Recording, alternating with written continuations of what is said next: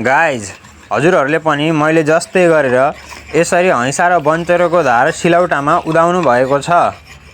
यदि छ भने मैले उदाएको छु भनेर भिडियोमा कमेन्ट गर्नुहोला है, र छैन भने पनि मैले उदाएको छैन भनेर भिडियोमा कमेन्ट गर्नुहोला है त।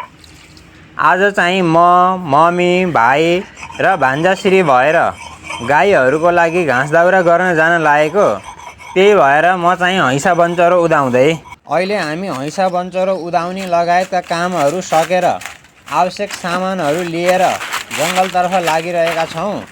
आज हाम्रो भान्जाश्री पनि हामीसँग जङ्गल जाँदै हुनुहुन्छ।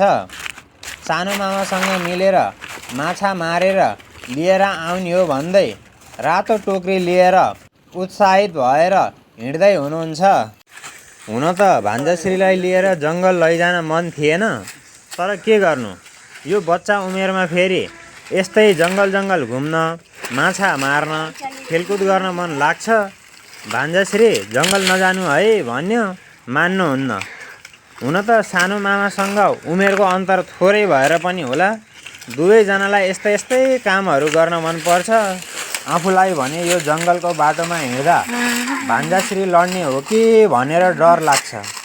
यो बाटोहरू हेर्नुहोस् त, के यो बाटो हिँड्ने लायक छ? गल्तीले लडियो भने सिधै खोलामा पुगिन्छ, नपुगे पनि मजाले चोटपटक लाग्छ। फेर भगवान्लाई धन्यवाद दिन पर्छ। यो बाटोमा म 250 पटक जति हिँडेँ होला, तँ पनि घाँसको भारी लिएर, तर अहिलेसम्म लडेको छैन। धन्यवाद है भगवान्, धन्यवाद।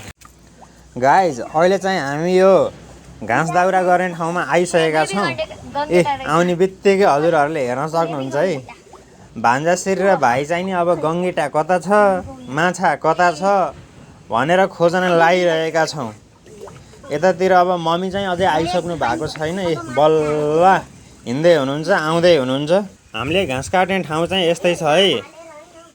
यो खोलाको अगल बगलमा यो भित्ताहरूमा अमृतसरका घाँसहरू लह लह ढल्किरहेका छन्, झुल्किरहेका छन् होइन। वरपर अब विभिन्न थरीका घाँसहरू रहेका छन्। अब हामीले चाहिँ नि अब हामी आमा छोराले यही भित्ताहरूमा अब घाँस काट्ने हो केही छिनमा होइन। ल अब मम्मी पनि अब आइसक्नु भएको छ। अब हामी आमा छोरा मिलेर चाहिँ अब घाँस काट्न लाग्यौँ। अब भान्जा र भाइ चाहिँ नि अब यही माछा मार्दै बस्नुहुन्छ, हामी चाहिँ घाँस काट्न लाग्यौँ है गाइजहरू। मम्मीले चाहिँ अमृतसरको घाँस काट्न सुरु गरिसक्नु भएको छ। यो अमृतसरको घाँस काट्न पनि साह्रै गाह्रो छ के। यसले हात पनि काट्छ, शरीर पनि चिलाउँछ। फेरि यस्तो भिरको बाटो बोकेर जान पनि सजिलो छैन। गाई जति हटाउँ भनेको मम्मीलाई फेरि चियाको लत परेर हैरान छ। एका बिहानी चिया खान पाउनु भएन भने टाउको दुख्छ गरे। त्यही भएर गाई हटाउन पनि मिलेको छैन। फेरि एक कप चियाले मात्र पनि मम्मीलाई पुग्दैन। गाह्रो छ हो, गाह्रो। गाइज अब म पनि अमृतसरकै घाँस काट्नतर्फ लागेँ है।